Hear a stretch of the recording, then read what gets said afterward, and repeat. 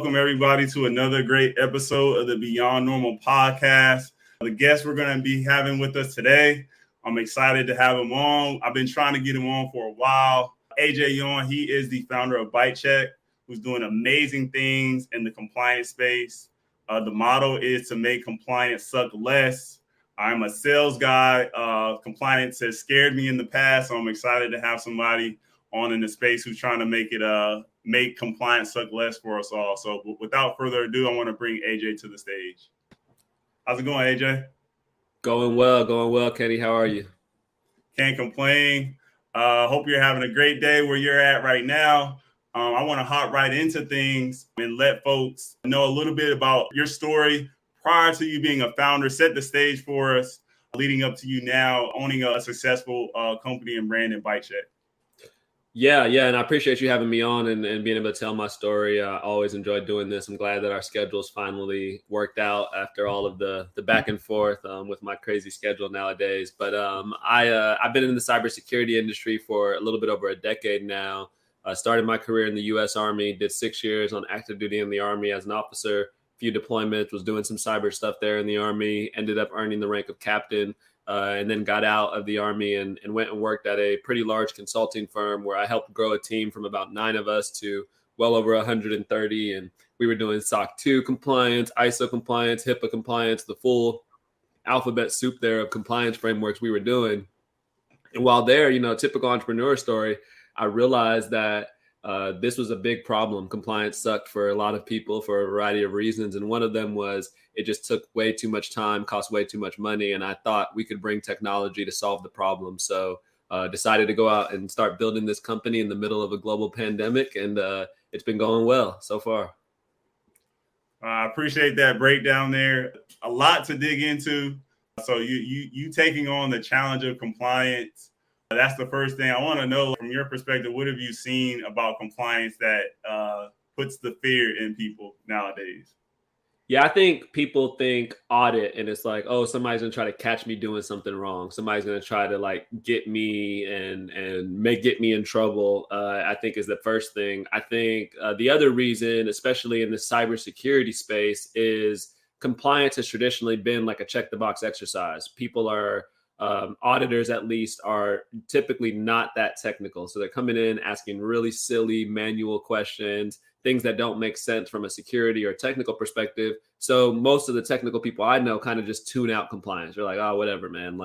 I'm just going to do whatever I can to get rid of this problem instead of actually doing something that's going to focus on security. And I think that has turned people off. They hear compliance. They're like, oh, here comes some auditor who's going to be in a suit and tie and asking me these weird questions, spending hours with me in a conference room and trying to catch me doing something. They feel like it's like an interrogation, and it's not. That's the kind of the rub with it in cybersecurity is it's not like that. It's really just about validating that you're doing the right things that you say that you're doing. And I think that's why people tense up because they hear, audits are scary. People think they're going to get in trouble or think something's going to happen that's going to be wrong. And we're taking a different approach. Even from our slogan of make compliance suck less is to really eliminate a lot of that fear associated with it and make people a little bit more calm and come into it with a real collaborative mindset that, we're just trying to make sure you're doing the right stuff and make it easier for you to prove that. Thanks for that breakdown there, AJ.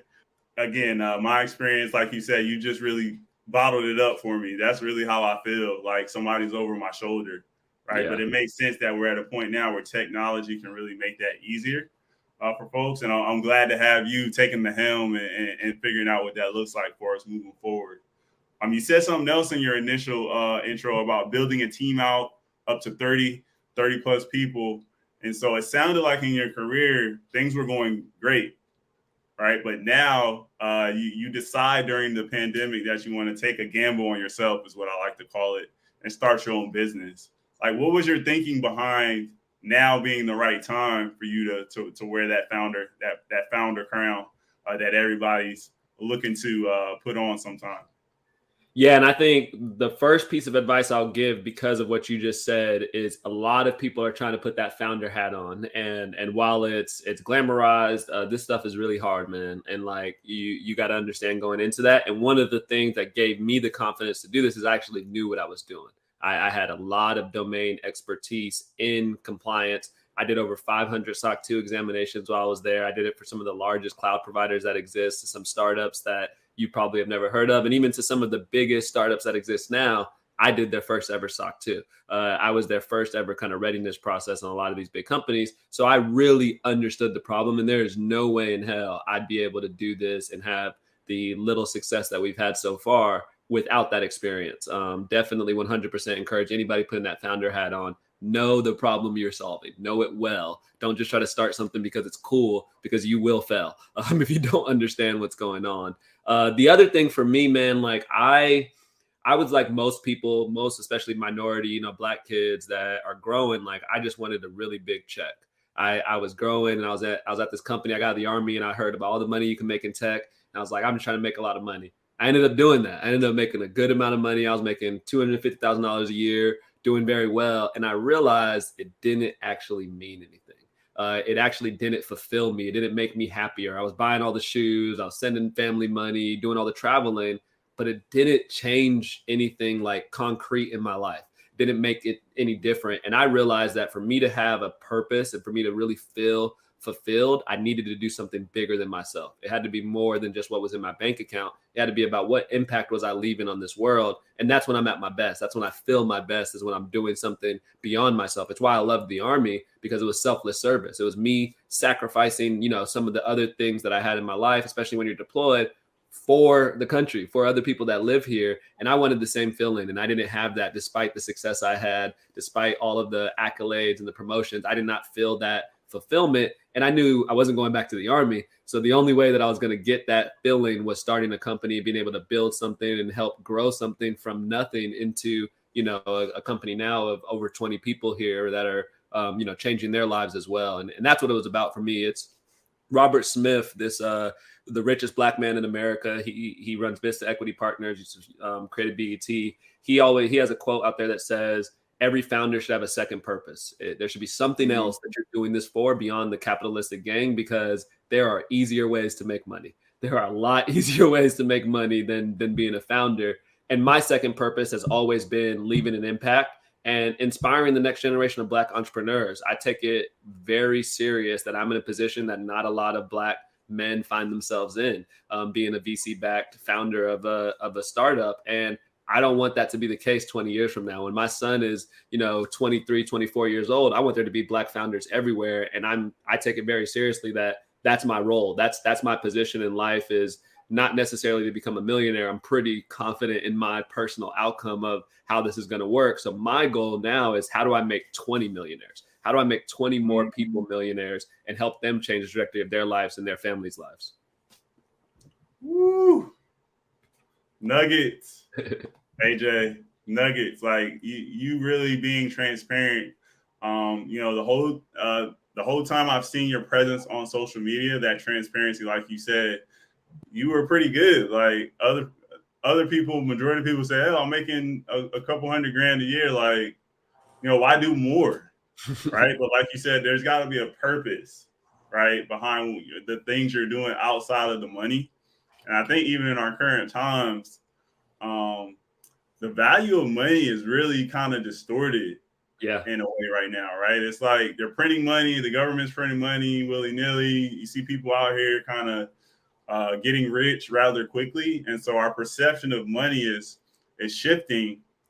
And I can only imagine for the generations that are coming up after us, what their mindset is going to be on money. So it's very interesting and great to see you saying, hey, like, what's my impact after I get mine? Like, who else am I bringing up with me? And that mentality of, let me see if I can make some other millionaires. That's powerful. That's real powerful to have. That's a real powerful mindset to have, AJ. Yeah, bro. It has to be, I think, it just has to be about more than you. Like, you're not, like, I think we are all put on this earth to help each other. Everything is connected. There's a saying that you can't step in the same pond twice, because as soon as you step into that pond once, you've changed it. You change the water and everything starts to move. You throw a rock in a pond, now it starts moving. I feel like that's in the world. Like, what I'm doing at ByteCheck, I hope, is the spark for so many other things, because one thing that's consistent is we all are going to die at some point. We all are going to leave this earth. And your goal should be, while you're here, is how do I inspire others? How do I leave this world a better place than the way I found it? And as a Black man in America, I know how hard it is to be a Black man. I know how hard it is to just exist. And if I can help others go beyond existing, feel that sense of purpose, and really, one of the things that I enjoy about this journey is I truly wake up every day feeling like I'm living out my purpose, feeling like I'm doing exactly what I was put on this earth to do. And that's just a beautiful feeling that I want more and more people to have. And it keeps me going. This stuff, like I said, is very, very difficult.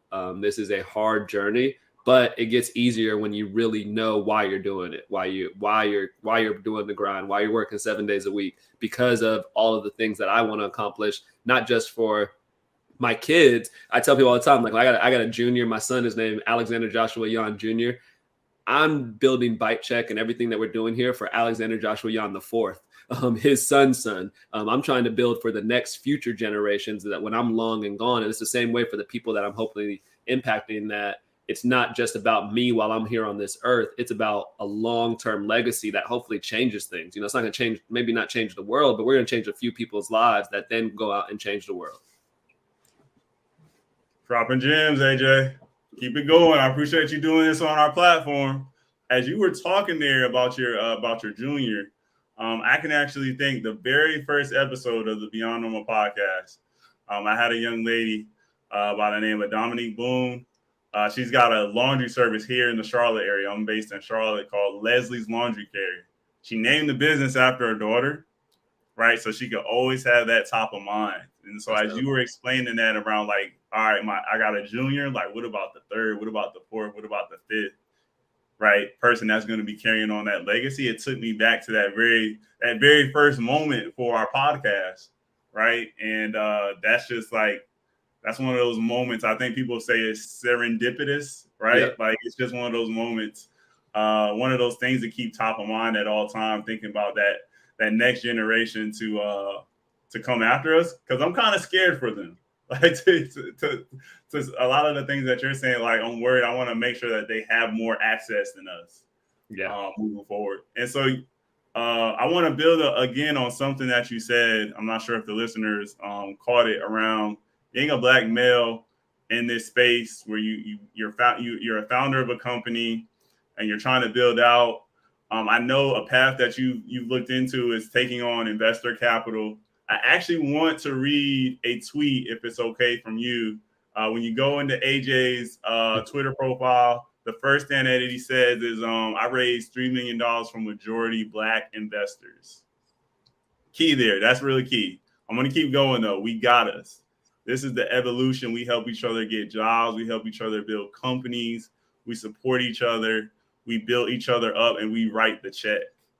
Right. Writing the check is that piece at the end, and then saying how much you actually got from different majority Black investors. Those are really key for me. So I'm curious, like, how do you bring yourself into these discussions when it comes to you going to investors and asking for money? Like, how do you bring in your whole self and have your swag that we all know that we carry as Black people? Like, tell us a little bit about how that interaction is going with you going to investors, and how you make sure, because you're an individual, I know, you make sure that you're being yourself throughout this whole process. Yeah, for me, it kind of was like a learned thing through the process, because when I first started out, I was just like talking to all the VCs that I could talk to. And then I realized that in a lot of these meetings, I was having to defend who I was. I was having to defend myself, my background, the fact that I'm Black. I had to defend a lot of this, and I wasn't getting to talk about the business. I wasn't getting to talk about the thing that I was building that I thought was a really cool platform, and we're solving a really important problem. And then when I started to interact with more Black investors, I realized they don't care that I'm Black. They actually understand and appreciate that I'm Black because they know what I went through. And that just made the conversations go so much better. And there's a VC that I follow and have done some cool stuff with. Her name's Arlen Hamilton. She's the founder of Backstage Capital, and then also now the founder of a software company called Hire Runner. And she always talks about being your true self, because the people who are supposed to find you will find you when you're being yourself. And I made a decision that, you know what, if we don't end up closing this round of funding, it's fine, but I'm going to go out on being me. I'm going to go out with the fact that I was my authentic self, because at the seed stage, at the stage of the company that we were at when we raised that round, it's not a lot about your metrics. It's not about how much revenue you have, customers, or the product. It's really, investors are betting on the founder. They're betting that the founder is the one to figure this thing out and can build a big company. And I wasn't going to pretend that I was anybody but myself in these meetings, because I know they were betting on me. They're giving a lot of money to me to go out and build this company. So I want to make sure they know exactly what they were buying into, exactly who they were buying into. And, that's me being transparent about the struggles of being a Black man in tech, the benefits of being a Black man in tech. I think a lot of people always talk about struggles, but there's actually a lot of benefits of being Black in tech that we should talk about. And then also, the transparency I've talked about with mental health and highlighting the fact that this journey is really hard. And I found that the more investors I talked to and the more authentic I was, the more they appreciated it. Because at the end of the day, these are people. Yes, they have millions of dollars that they're invested in companies, but they're humans. And humans connect with humans, not robots. And I know I wasn't going to pretend that I was anybody but myself, because I don't know how to be anybody but me. And I love being me. So I'm going to continue to do it regardless of what I was doing. And the other kind of aspect, similar theme of ByteCheck is, I knew there was a second purpose of raising from Black investors that invest in Black people, is that if ByteCheck does what I think it does, which is become $1 billion company, all of these investors, they made a ton of money off of their investment. And guess what they're going to go do with that money? They're going to go reinvest it in more Black founders.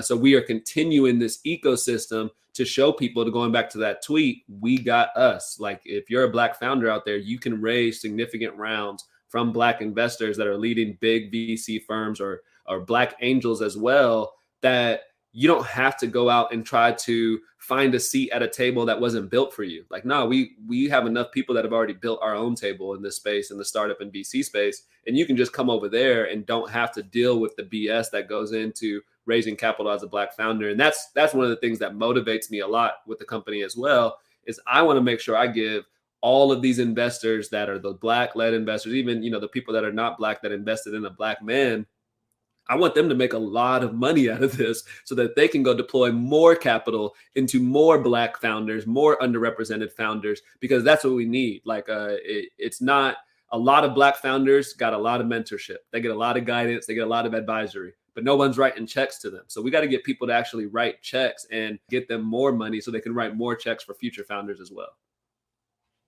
I got chills. AJ.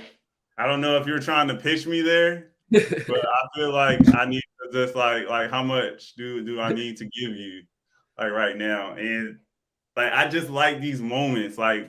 Again, I started this Beyond Normal podcast really I looked at it as all right, this is a soapbox, right? We want to be able to stand on these boxes and tell our stories, and really that ask of people. You're being very deliberate of what your ask is of people in terms of being passionate about it. There's skin in the game. There's always going to be money involved, but then that other piece that you just spoke to now, there's no reason. I see why you got $3 million, right? Invested mostly by Black investors into your business. And so that's awesome to hear. And again, appreciate you for dropping those gems. Another gem moment of the many that you've already dropped. So as you're building out your team now, you touched on passion a lot, a few times. And so I'm curious, what are you looking for in the people that you're hiring now at ByteCheck? As they look to join your team. I know your team is growing for sure. Yeah, for me, it's a big piece, a humongous piece of it is are you not a culture fit? Because we don't do culture fits. I think culture fit, when people say, are you a culture fit? I feel like that's asking if you want to be in a frat. And it's do you fit who we are? Do you look like the way we are? And it's nah, that's not what we're talking about. It's a culture add. Are you going to come in here and are you going to add to the culture we're building, which is a culture where people truly enjoy coming to work, a culture where people can be their authentic selves. And yes, we work hard. Yes, we are doing some really important stuff. But one of our core values is we don't take ourselves too seriously. And that starts with me at the top, where I know what I'm doing is really important. This is a software company that's building something special, but we're not getting shot at. We sleep at home every night. We all, everyone at the company is making decent money from a perspective of like what others out there may be making. So we don't have to act like this is life or death. And I don't think work should be treated as life or death. So a lot of what I look for, aside from the skills for whatever position we're hiring, is, are you someone that a part of our team that's going to be a good member of the team? Are you going to be someone that I want to be in the trenches with? Because this stuff is hard. It's a lot of work. We're solving some really important problems. It's software companies, so things break all the time. We're early stage, so stuff is chaotic, man. Like I hire people all the time, and I tell them like, hey, on day one, I'm probably gonna ask you to do something, and then by day three, I'm gonna say do something else. And you got to be able to handle that and be able to adjust and move. And like I look for those type of skills, of that flexibility, and being able to handle the ups and downs of a startup and do it with a perspective, with a good perspective in your mindset. And that's a big thing we look for, is just that culture piece, because at the end of the day, I think you can teach people anything, especially people in this field. Like in the tech field, people learn stuff all the time. And in cybersecurity, particularly, you have to consistently learn things. Like you have to consistently be up to date on all the things. So like, I don't really care how much you know coming into this thing, unless you're like, seeing your role. It's more about like, do you have the tenacity to handle the ups and downs? Do you have the skill sets to go out and learn new information and come back? And then can you execute? Every person we hire, I have to trust on day one, because I can't do everything at this point. I cannot continue to do anything. So if I'm hiring someone, another one of our core values is to be courageous. And I tell people, hey, take chances. If don't wait for me to respond on Slack to a message, because chances are I'm doing 10 other things. I'm not going to be able to respond for a while. Just go do it. And if you mess up, we'll live with the results, and we'll fix it and come back a little bit later and you try again. So we hire people that are not scared to take those chances, that are willing to execute and have some showed experience, not just in cybersecurity, just in their life, of executing and being able to get stuff done. And that's a big thing for me as well. And it's really cool to hire people. It's been a fun part of the job right now, of being able to pull people into this community, bring them, kind of behind the fold, and watch them grow and watch them kind of change their lives and succeed. And it's great, because I feel like I'm building the company I always wanted to work at. I'm building the company where I truly enjoy what I do. And I think the people that are here truly enjoy what they do as well, which is just like it's humbling and a great experience. I appreciate that. It is actually kind of funny to me that startups have like job recs and things like that, because like you said, like usually like day one, your CEO or some executive is going to give you something, and you're going to be like, this is not what I signed up for, but you signed up to be a part of a startup. So that's what you signed up for. Yeah. Yeah. Exactly. So, yeah, just very interesting to see companies, specifically startups, that actually focus on job recs a lot of time. I appreciate you just being honest and saying, look, you just want an individual who's going to come in and have that will to figure it out. And in the sales world, we always call that skill versus will. Yeah. It's good to have the skill, right? But if you have the will, where there's a will, there's a way. So I'm curious, like you said, your company is at a scale now, you can't do everything, right? And so I always ask founders, it's like, what's that one area of the business where you feel like you have to spend a little bit more time, that's maybe more of an opportunity area that is not quote unquote your strength? Like, can you give us like one of those areas in the business where you got to focus a little bit more, because it may not be something you have the experience doing, or it just may not be something you've done in the past? Yeah, I think it evolves as the company evolves, what those focus areas are. And the way that I kind of thought about it from the beginning is like, I'm not good at any of this stuff. I don't know how to do any of the things that I'm doing, but I'm going to try, and I'm going to go for it, and I'm going to see what happens, and I'm going to put the effort in to learn. So in the early days, it was figuring out, how do we get the word out about ByteCheck without having a huge marketing budget, without being able to spend a ton of money. And it was content marketing. I went out and got a content marketing cert from HubSpot. That's something I do. If I don't know something, I don't spend hours trying to read every article on it and like putting the picture together. I just go take a course. So let me just go take a course and just do whatever that course says, because chances are they know a lot more than what I'll come up with in these hours of research. And then now, I think right now, where I'm spending a ton of time is just on sales. And I feel like every early stage founder should, it should be founder led sales in the early days. You should be doing a lot of sales. You should be talking to customers, getting feedback, understanding what those pain points are so you can really speak to the problem and build a good product. So I spent a ton of time on sales. And I think it's one of those things where like I never was an actual sales professional, but I think I'm pretty good at it. I think sales and really everything comes down to storytelling, and are you able to tell the story to convince people that you're the right one for them to do business with. There are aspects of this journey that I do not like at all, that I don't like doing. Accounting is terrible. The legal side is also very bad and takes up a lot of my time and makes my head hurt. But it's one of those things that you just you got to do. There's every job you're going to have things that you don't like doing, but you got to do it. And those are two things that kind of become time sucks at time, where I'm spending I have to spend a ton of time doing accounting stuff or legal stuff. And that's not what I started a cybersecurity business for, to do legal and finance stuff, but it comes with the gig. And I will say that I've learned so much over these last 2 years. There's really no school that could have taught me what I've learned from a business perspective than what I've learned over these last few years. And that includes the accounting and legal stuff that I don't like. But now I have all of these skills that who knows if I would have ever gotten them, if I would have ever seen these things, if I would have been looking detailed at balance sheets and trying to figure stuff out.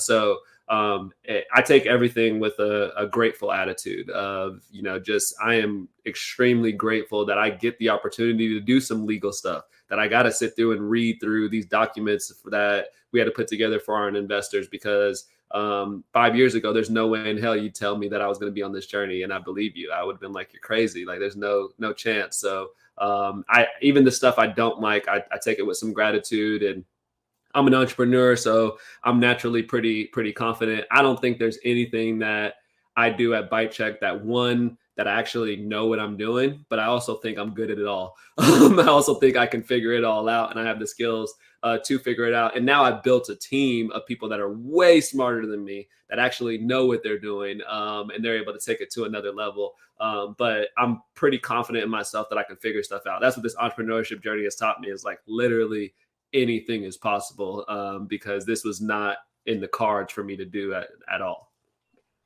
Yeah, that's dope there, that you're willing to wear the hats. Again, that goes back to the will that you were saying before in terms of the people you're looking to add onto your team. You got to have the will to figure it out. Like it could be Googling, it could be taking a course, like whatever you need to do to figure it out. Like just get it done. Like, and then you're the founder, you're the CEO. Like, who's gonna listen to you complain? Right. Like, there's nobody else you can turn to and be like, hey, can you help me with this? Like, you can't look up. Like, you're not looking up. And so, yeah, that's another perk of being the founder. You're at the top in a lot of cases, right? It's a perk, but that's one of the things that I think a lot of people that are going on this journey don't realize is how lonely it is. You always hear like it's lonely at the top, and I don't think it's like from a perspective of like, I'm this oracle, so nobody can sit on the chairs that I sit on. It's just to your point, like when you're going through something and you're like, this sucks. Like you look to your left and your right, and you're like, I guess I got to do it. I got no one to complain about. And one of the things that happens as you grow your team is your team brings you all the problems they can't solve. So you're getting the worst of the worst problems all day. Everybody's bringing you these bad problems. And that can start to weigh on you if you don't realize it. Like, oh, like I'm the one that solves the problems for them. I help them solve these problems. So if they're bringing me something, it's because they can't fix it. There's something going on, and it does weigh on you because you are kind of up there alone, just trying to go through the trenches. But that's why I do a lot of stuff to focus on my mental health and make sure that I'm taking care of myself, because it is a lonely journey. You look to your left and your right, and it's like I can't really say, man, this sucks, I don't want to do it, because no one's going to make me do it, but I know I have to do it. Black male health is such a big thing right now. So I'm like, can you share with us a little bit like how you go about making sure that your mental is where you need it to be? Because you have a family as well, and then you have a business as well that you're growing. Like talk a little bit about some of those things that you do, because now's a really important time to focus on Black male health. Yeah, there's never been a better time. I think there's a lot of people that talk about mental health and mindfulness, and I think it's so dope because we need more men, especially Black men, talking about this stuff because it's life is hard, man. It's just difficult. There's a lot going on. Being a father, just being a human, trying to get through the day, and on top of being in a global pandemic, World War III is on the horizon. The economy's trash. Like there's so much going on that you have to do things. And for me, the reason why I'm so outspoken about mental health is because it took me becoming a founder to focus on my mental health. And I don't think anybody should have to start a company to focus on their mental health. And it started with me with meditation. It started with just taking some time in the morning before I started my day to sit there, listen to a guided meditation and be present in the moment. And from there, it's turned into just this full lifestyle of mindfulness at all times. And it really just comes down to I can only live in the present. The past does not exist, or the past is history. It's already happened. I can't go back and change it. And the future does not exist. The only thing that I actually can do is be here right now in this interview with you. Whatever I'm going to do after this, I can't do that yet. I got to be right here. It's 2:20 here in Miami. That's all I can do is be here in this interview. And mindfulness and meditation started there.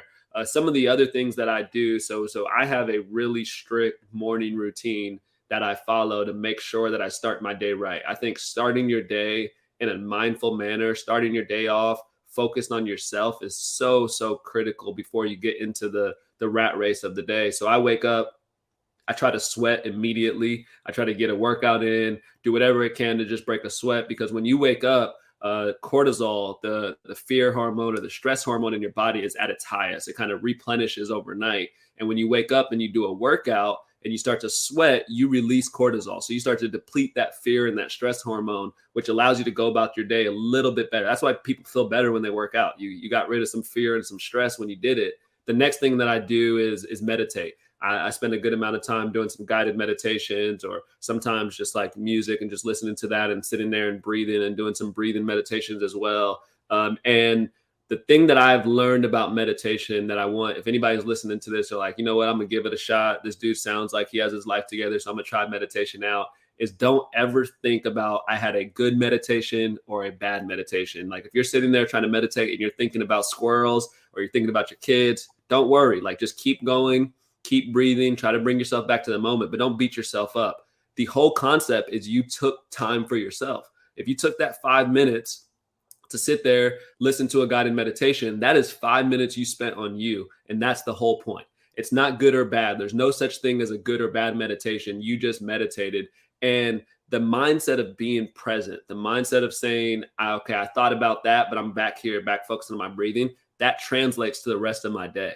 There's all times throughout the day where I'm really mindful and trying to stay present. And it's because I have that built-in meditation practice in my brain. And there's a ton of scientific benefits of meditation, of just taking a break. If anyone's not sold yet, here's one that I don't know if people know, but like there's been studies about people that are like super meditators that have done like over 10,000 hours of meditating. They actually are smarter. Their brain actually works better than people that don't meditate by being more mindful and being more present. And then the last thing I do is I read. I read something, I read a lot of Stoic philosophy. Stoicism has been really key to my mental health, which Stoicism is all about you just don't care about the things you don't control. If you can't control it, throw it out. If and that's everything throughout your day. Just do not care about anything that you don't control. And when you shift that mindset, when you decide and you put every problem through the lens of, can I control this? And it's either yes or no. Most of the time it's no. Move on. Because there's literally nothing you can do other than just continuing to do the other stuff that you can actually control, which is generally your attitude, how you feel, the way that you treat other people. Those are all things that you can control. And the other thing I would say that I do that is very critical to my mental health is I take digital detoxes.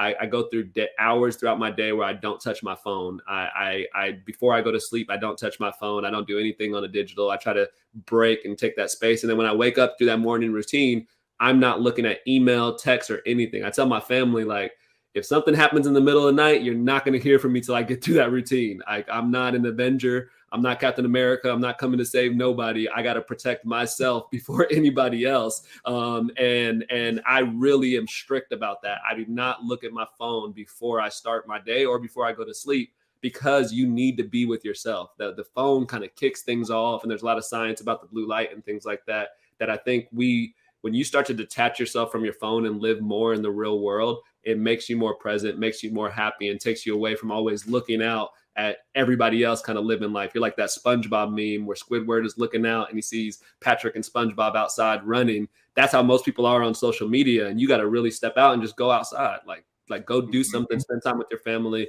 And that's what helps me a lot, man, is just doing those things. And I know I said lastly before, but one more point, because I, as you can tell, I'm really passionate about this stuff. And I think it's important that we talk about it, is I don't hide when I'm not okay. If I'm depressed, if I'm anxious, if I'm sad, if I cry, I let people know, because I am a human. And men, you are human. You are allowed to have emotions. You are allowed to not feel good. You are allowed to be depressed, and it's okay. It is okay to not be okay. And I want more people to know that. I want Black men to know that I understand. Like, it is okay that you're not okay, and take that time for yourself. Go to therapy. I go to therapy regularly. Do all the things to invest in your health, and there's nothing wrong with it. There's nothing wrong with having challenges, because life is hard. It's very, very hard. And by acknowledging that, you don't try to hide this stuff no more. You don't try to push it to the side. You actually address those feelings, and you feel so much better when you do. Woo. Oh, that was good, AJ. I'm sitting over here taking notes. The screen time for me, like that's the big one. Like, just kind of trying to disconnect. And it's not like I always go to it, but when I go to it, I'm just in it. Yep. Like you said, you can't be present. The idea of multitasking and things like that nowadays, you got to multitask to get stuff done. It's just, the science has proved like it's not a productive way of living, right? Yep. Juggling 3, 4, 5 things at a time. And you touched on quite a bit there. But that's a lot for our viewers, our listeners. Some of them are founders. Some people are on the fence about things. Like, that's a lot to think about. But just taking one of those little tips right there will improve your balance. Yep.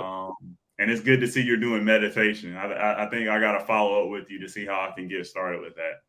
Yeah, I'll send you some links of the way that I started meditation, some of the guided meditations that I've used to kick off my journey, and you can drop them in the show notes and whatnot for people that want to get started. I think there's a lot of stigma around meditation. They think like you're sitting there and you're humming and like floating crisscross applesauce, and it's not that. Like, it's truly just like being present, breathing. I kind of take it to, if you laid down outside and you were looking at the clouds, and you see the clouds moving left to right and they're just going by, you're not going to sit there and try to say, cloud, stop, and like try to reach up and grab the cloud and stop it. When you're meditating, those are your thoughts. The clouds are your thoughts, all the stuff you're thinking about. So all you do is you just keep breathing and say, I don't care that I just thought about my daughter, or I just thought about what I got to do later for work. You just keep breathing and focusing and staying in the moment, and you stop judging yourself. You stop judging yourself for those thoughts. And that right there has been one of the keys to my success, is I've transitioned from being my biggest critic to my biggest fan.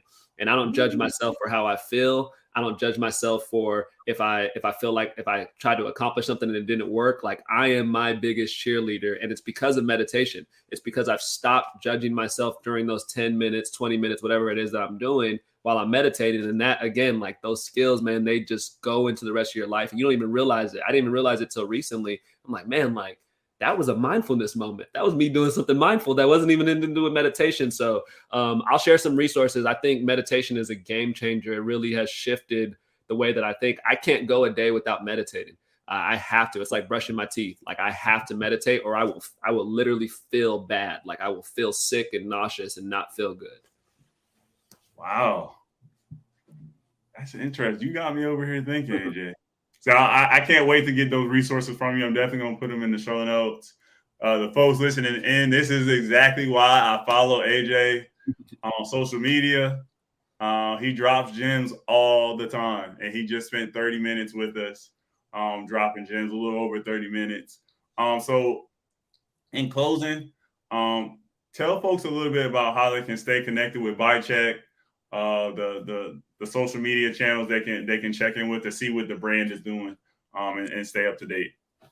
Yeah, definitely. I would say find us on Twitter at ByteChek. Find us on LinkedIn, ByteCheck there as well. We actually just hired this really dope guy. His name's Jamar Gale. I'm out to make sure that he sees this, that I shouted him out. He's been grinding, man, to break in and do his thing. He's built a really cool community, and now he's running all of our socials. And just this week, I was giving him a shout out. He's like 2 weeks in, I think, maybe a week and a half. I don't know how long. He's just started, and he's already exponentially grown all of our social medias. And that's a lesson to any founders out there. Give people a chance. And you're going to find out that the results are crazy.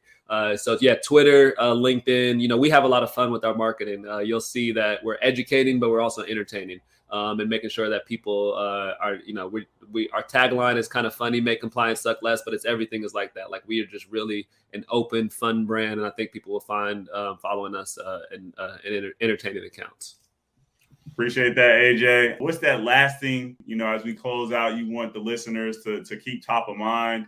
I definitely want to hear this from you, because you're all about being present in the moment. But what's that last nugget you want to leave us with before we close out? Yeah, 100%. It's protect your mental health. No matter what you do in life, whether you're a founder, whether you're trying to do something cool in your career, you have to protect you. There's nothing more important than what's up here between your eyes, and focus on yourself and build yourself up, and trust the work that you put in on you, that it's going to impact others. And then with that, focus. I think a lot of people try to do too much. To your point, Kenny, you were talking about multitasking. It's a myth. It doesn't exist. And I tell anybody that's trying to do something very difficult, give yourself 90 days. And there's a method I use to accomplish anything really hard. It's called the 90-91 method. And what it is for 90 days, for the first 90 minutes of your day, focus on one thing. Don't go on Slack. Don't go on Twitter. Don't check your email. Don't have any other windows up. Whatever that thing is that you're trying to do, studying for a cert, building a product, learning a new programming language, whatever it may be, focus on that for 90 days, the first 90 minutes of your day, that one thing. And I promise you, at the end of those 90 days, you are going to it's going to blow your mind how much you've learned or how much you've accomplished by just locking in. Focus is a superpower. And I encourage anybody that's trying to do anything difficult, lock in, try that 90-91 method. And at all times, protect your mentals. There's nothing more important than protecting your mental health. That's a mic drop moment. There isn't much else I can say besides thank you, AJ, for coming on the platform, sharing your story. I'm definitely going to be checking out for what ByteCheck has coming along. Again, making compliance suck less. In my career, this is a company I wish I had at the very beginning of my career in sales. But AJ's got it going now, and the company the sky's the limit for the company. Thanks again for all the listeners tuning in. For another great episode of the Beyond Normal podcast.